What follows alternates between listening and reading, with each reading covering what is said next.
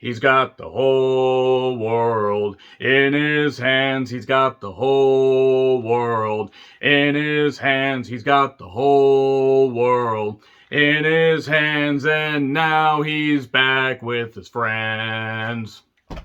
I'm Joe Renton with my review, WWE Extreme Rules 2022 from the land of Extreme itself, the city of brotherly love, Philadelphia, Pennsylvania, EC-Dub, EC-Dub, EC-Dub, EC-Dub, EC-Dub, EC-Dub, the whole world in his... Okay, I already did that. Nevertheless, let me know your thoughts on this show in the comments, please. There will definitely be some praiseworthy moments when it comes to this show. There will also be a few moments I'm going to take the piss out of because...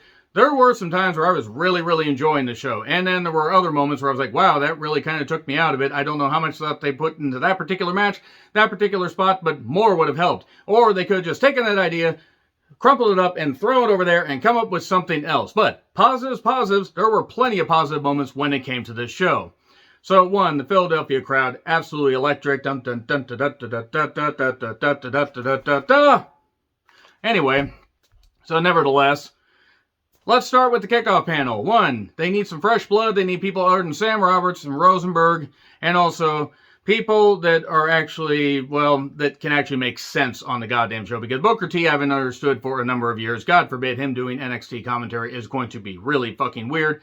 And Jerry Lawler, him being on Tales from the Territories, that makes sense because he is very much a territorial wrestler and meant a lot to territorial wrestling.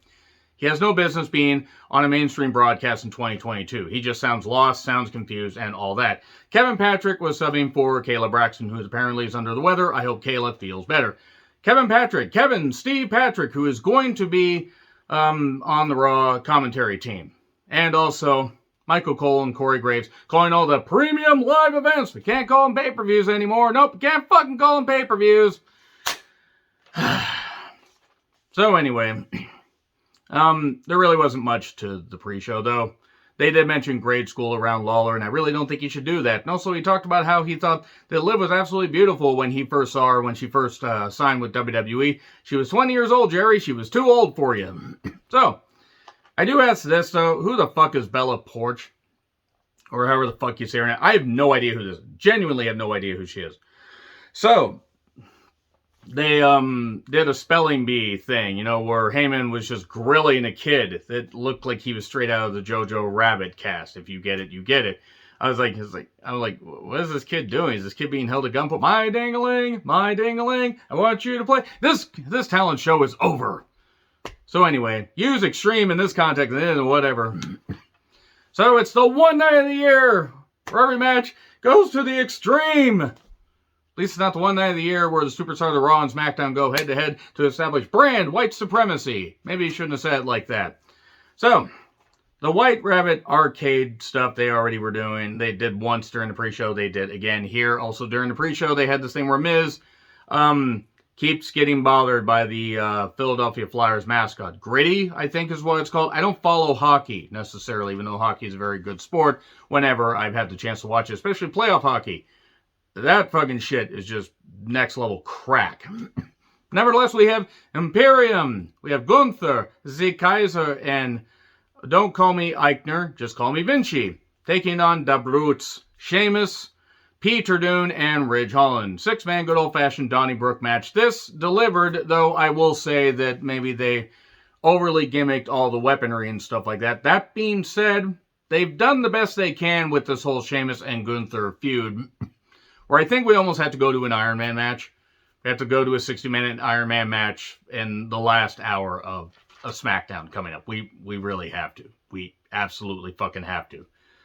Because Sheamus shouldn't win the Intercontinental Championship, but if you want to keep him white hot, the master of the white noise, that's the way to go. This is the most over that Sheamus has been in at least since the bar, and I think he's more over than he was in the bar. They don't just set the bar, they're the bar. God, I'm so sorry to any people from Ireland who are watching this, all 5 of you. But that being said, Imperium took over. They beat down the other two. Peter Dune was focused on. Sheamus rises up from the bar, desk, stool thing, wherever the fuck it was that they had, the little pub deal. And then he fires up on Gunther. They beat the shit out of each other. We get Sheamus beating off Gunther from behind. And good stuff. We got a lot of, just broken bodies, broken everything. We got some barrels. We did not get a Donkey Kong thing. What the? It's like, they've ruined our white pants a piece. I kind of remembered some of the stuff from that Futurama episode, but nevertheless, this was definitely a hell of an opening match. The problem is they didn't really leave a lot for anybody else to do. Like, they kind of had to keep topping each other because we had all the Extreme Rules matches. So, solid wood, across the spine of Sheamus. I didn't turn that dirty. How dare anybody accuse me of such a thing? Because the shillelagh got hit. And then Peter Dune did a moonsault off the barrels. And nobody danky-kanged the barrels right there. Table bomb to Gunther. Gunther gets laid out on the announcer's table.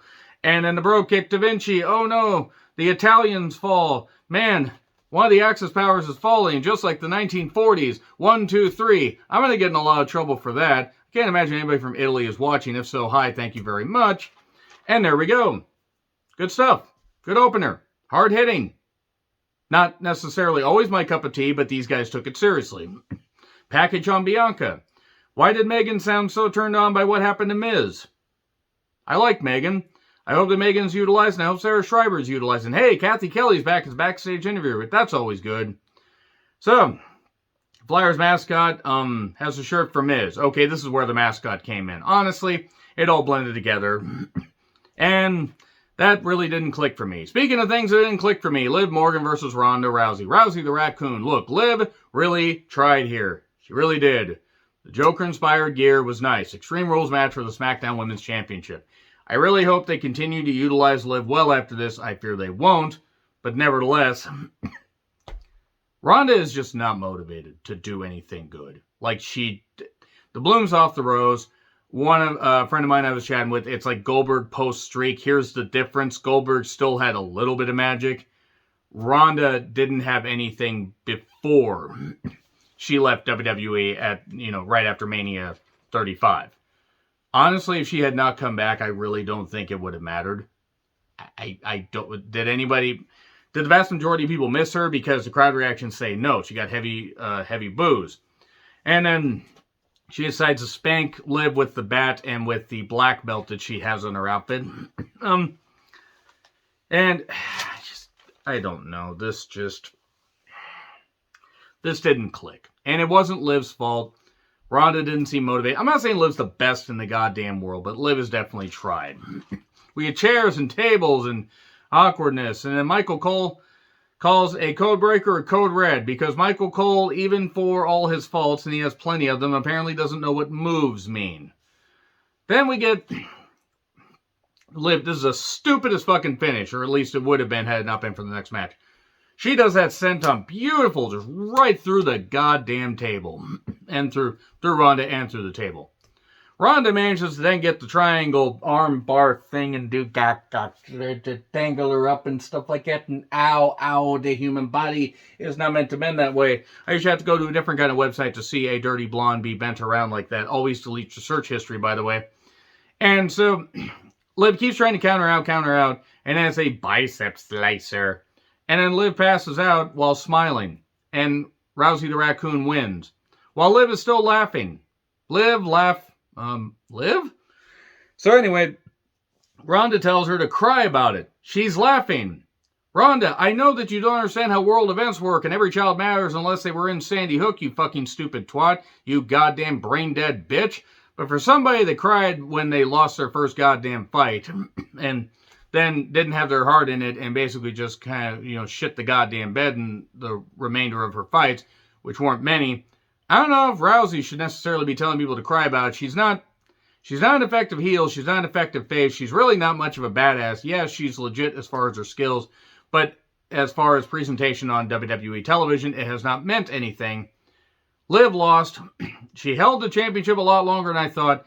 I really hope this would lead to her getting it back and then maybe holding it again until Mania. But I fear that Charlotte's probably going to beat Rousey. And then we're going to have to deal with Charlotte as champion because that's what we fucking need. Charlotte holding the women's division hostage. So, that didn't click at all. It just fell flat. And speaking of flat, Drew McIntyre versus Sean O'Cross. Because basically, he is Sean O'Hare just without the charisma. Karrion Kross in his presentation has not worked at all. Has not worked at all. Scarlett's there. I know that Scarlett wrestles, and I know that they've just relegated her to a valet level, but I have not found Scarlett interesting at all. I find her more interesting than Cross. Don't get me wrong, she was just letting it all hang out during this strap match. She was, because the outfit dictated it. But this was bad. This was really, really bad. Like, they lashed each other. Cross focused on the post, or on the shoulder, after the shoulder, into the post. And then we got constant whipping. Drew eventually fired back up. But then, looks like Drew is going to hit the Claymore. And then Scarlett jumps in.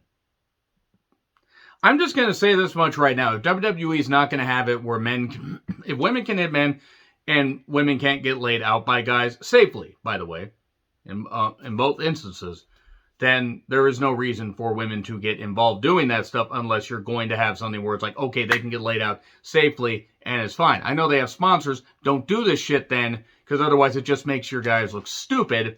And that's what happened here, because Drew, after having to, dodge a goddamn fireball because Scarlett missed him by about 50 fucking miles, like it was a Challenger explosion, she then squirts him in the eyes. Scarlett squirts, and then Drew gets fisted from behind, 1, 2, 3.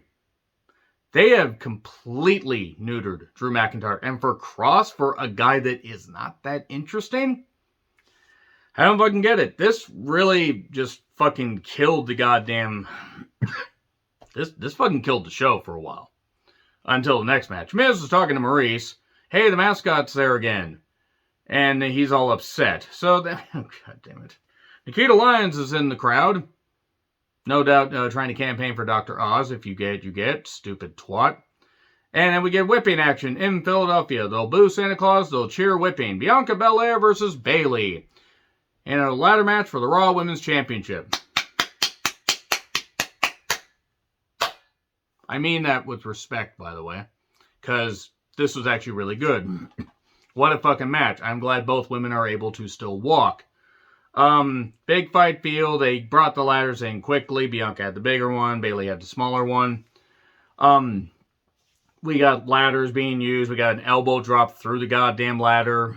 Well, on to Bianca. It was supposed to be through the ladder, and I think Bayley shattered a couple ribs, or, well, at least bruised a couple ribs, because that was really, really bad. We got a lot of really, really good action. Scary action, though. Io and Dakota interfere. Even after Bianca hits a massive KOD. Bianca doing some really, really good shit this year. Was doing really good shit last year, don't get me wrong. She's had a great couple years. Hell, I mean, even 2020 was actually a pretty decent year for her. But she's done great last year and this year. Might be my favorite wrestler of the year. Her and FTR. Yes, the tag team can be favorite wrestler of the year. So, Io and Dakota show up.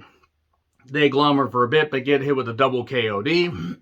And it seems like Bayley's going to win. She wins. She hits a rose plant. Oh, no. She's climbing up, but no, we get more action. We get people off the ladder, whipping. Ow, ow, you bitch. Oh, no, you're whipping me in the back. Ah. And then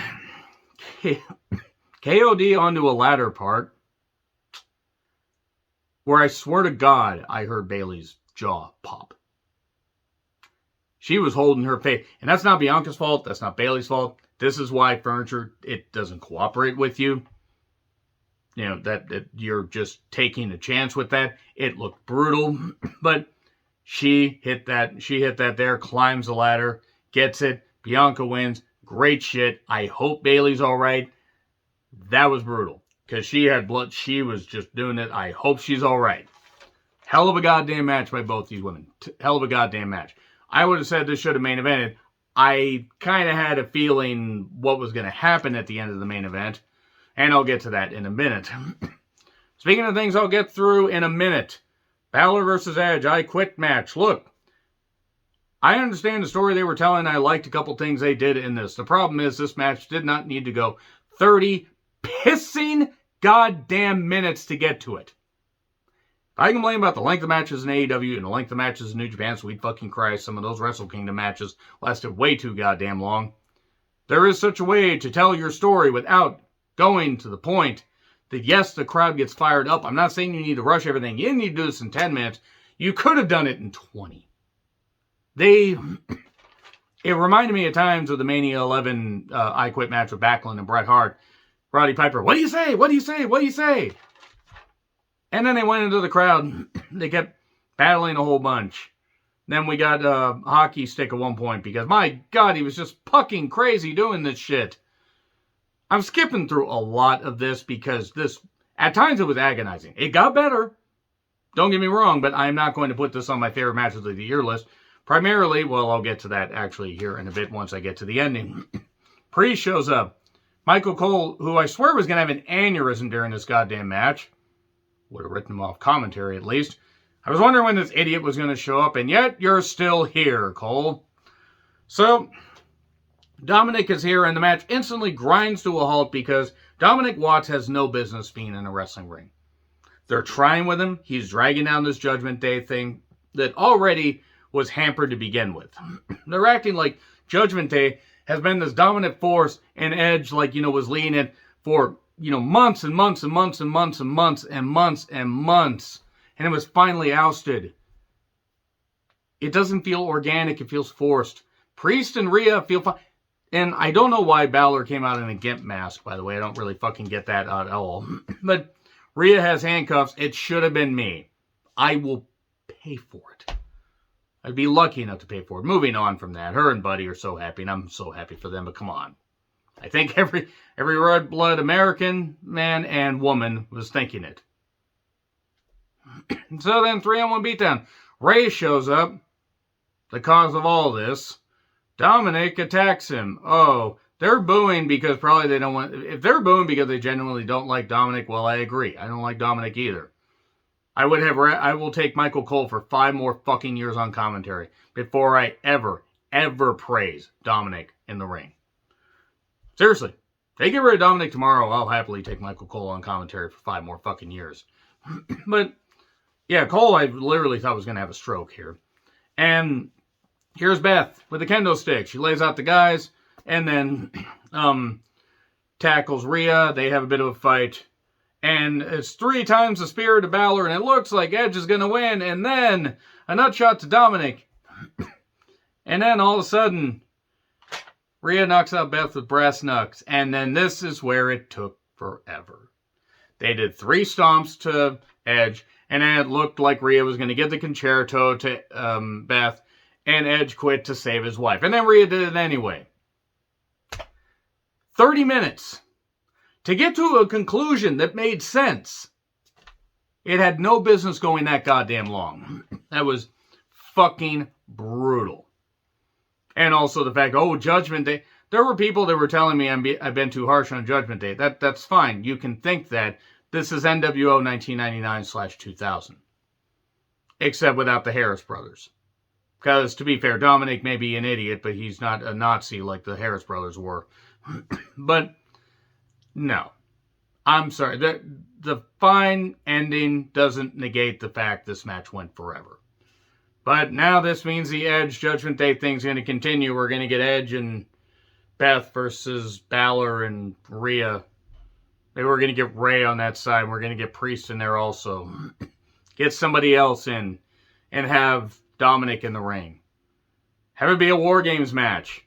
Have that fucking little dweeb look goddamn lost. I don't like Dominic, in case you can't tell. So, way too long. Package on Charlotte. Her return is imminent.